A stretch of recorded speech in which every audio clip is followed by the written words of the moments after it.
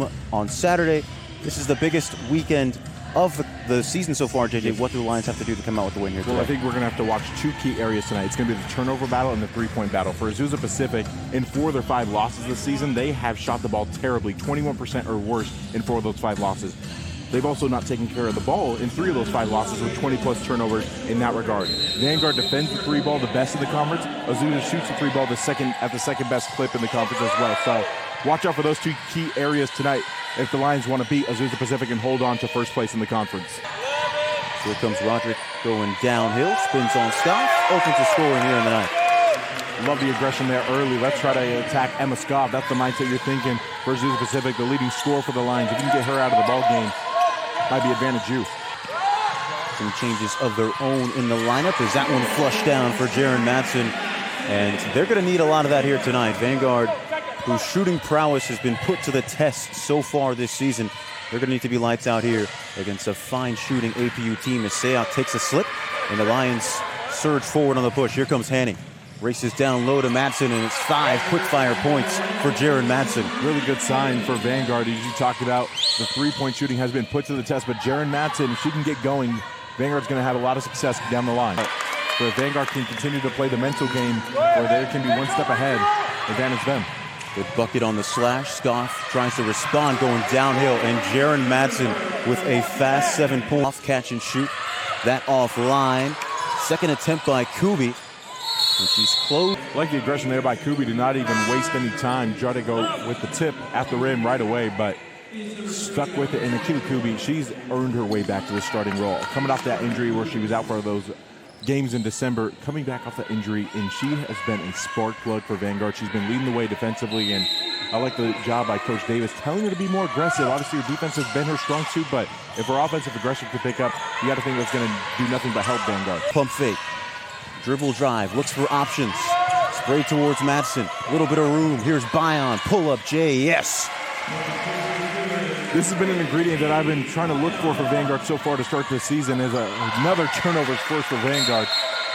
Their ball movement, as successful as Vanguard has been offensively, as high as the assist numbers have been for Kaylee Bion individually, and the assist as a team has been there, the ball has stuck a little bit too much. That's a really good possession that I think Vanguard needs to freeze frame and watch back at the film and be like, why can't we get more possessions that look like this where the ball is hot?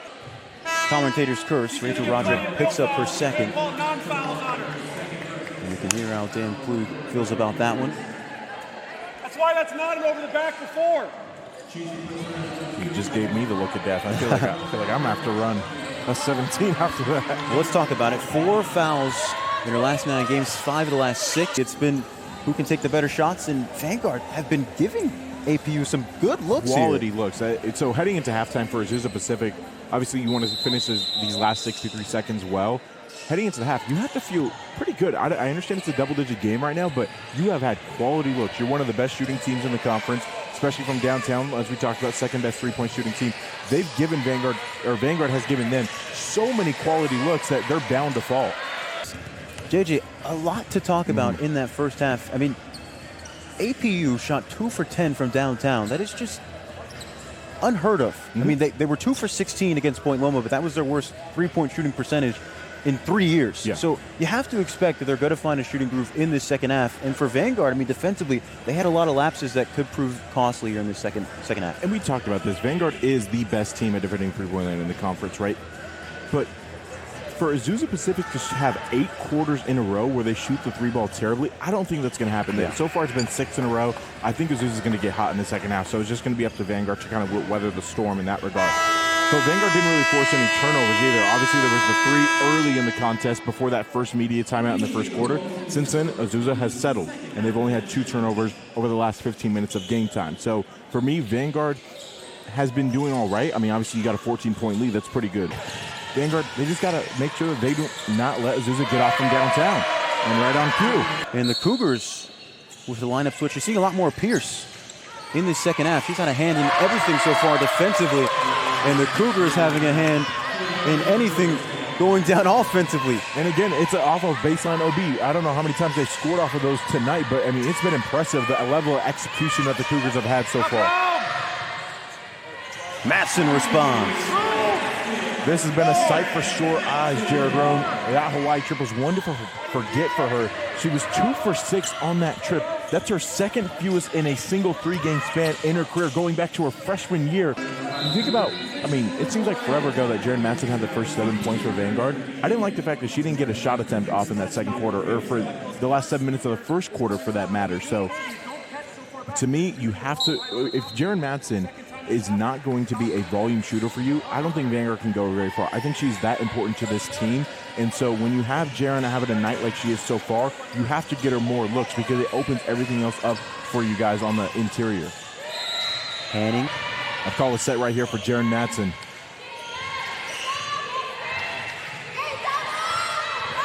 CE.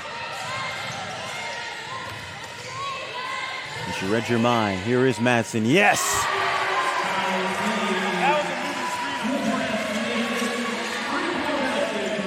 Jathravion making her first appearance of 2026. Don't you love it when it works out like that, Jared Rowe? Under a minute to play. Seya. Little high, low action, count it, and the foul. Another baseline OB. I mean, the next time these guys play, Vanguard better work on this area because it's been clinical for the Cougars. Sizes up Hanning. Drop step, bye-bye. Audrey Sayoc is feeling it. 15 points, 50% from the floor. And APU have cut it to a 4-point game. Vanguard might need to change their defense up just to change the tempo of this ball game because Cougars are getting whatever they want. Down here in the contest. 1 possession game here inside the Freed Center. Wouldn't have had it any other way, though. These two teams, the top 2 teams in the conference, first place on the line. You knew a championship pedigree program like the Cougars, they were going to have a response. Go board. It's Jones from the corner. Yes!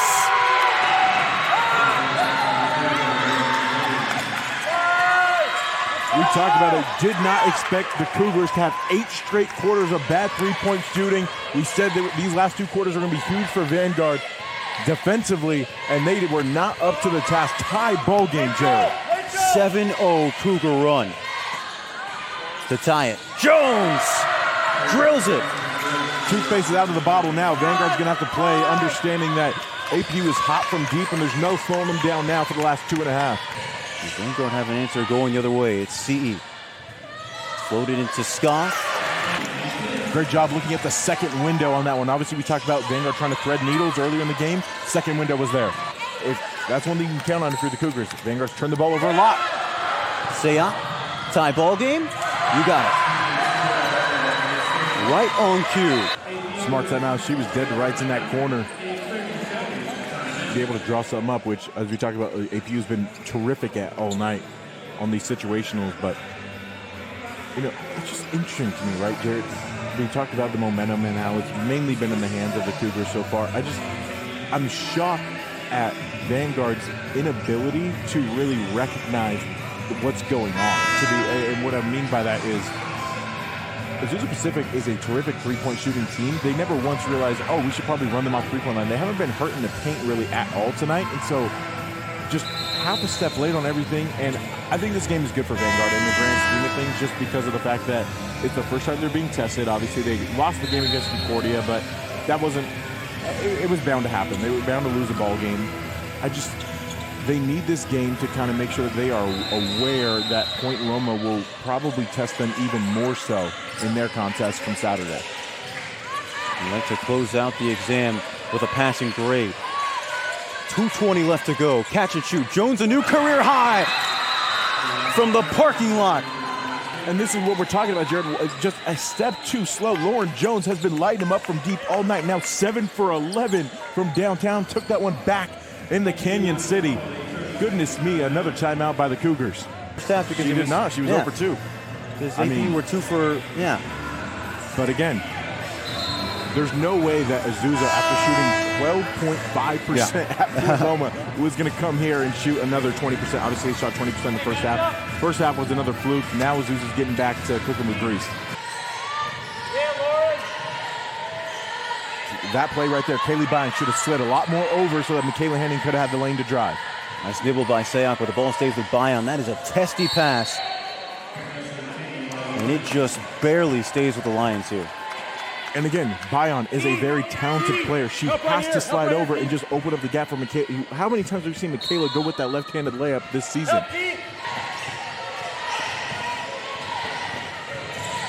Hanning spins away into the chest, up for Scoff, foul. That'll go against Valcokia. This is what Vanguard should have been doing a lot earlier. Get the ball in the hands of Michaela Hanning. Let her knife downhill and just leave it off for everyone else because she draws so much attention. And that's what I was talking about on the previous possession. That was exactly how you draw it up. But Kaylee Bion, because she was held so tight to that slot, her defender was able to plug that gap. If she spaces more off to the side, that's a bucket for Michaela Hanning. JJ, what do you think is the look for APU out of the timeout? Because they have so many weapons at their disposal, but they got to find the right one. Sayok, it's going to be in her hands, and I feel like they're going to have some type of exit action for Lauren Jones to get a catch and shoot. And if Sayok doesn't like it, let Sayok go be a hooper. I think that's got to be your action right here. Just have Jones coming off a bunch of stuff, but leave the alley open for an isolation for Sayok would be your best case scenario. And maybe double overtime, because I feel like the longer this game goes on, the more it favors Azusa because of what we just talked about, the emotional energy that Vanguard just had to expend. Shot clock is off. It's Sayok. Sizing up Hanning. Sneaks inside. High off glass. Up and in. Just like we talked about, Sayok had the option to go isolation. The start of that possession, though, had Jones coming off a stagger screen off the baseline. Vanguard, Michaela Hanning might be worth a look in this situation just because she understands that when she gets downhill, she might need to leave it off for Emma Scott. They had 6.8 to work with. They have 1.8 to work with now.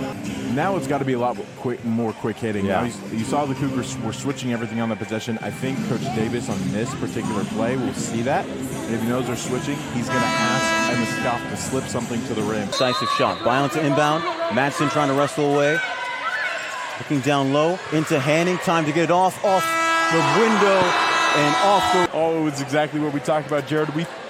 Coach Davis used what I thought against the Cougars. Cougars were thinking the same thing. They're probably thinking lob up top to Emma Scoff. Michaela Hanning with a fantastic screen.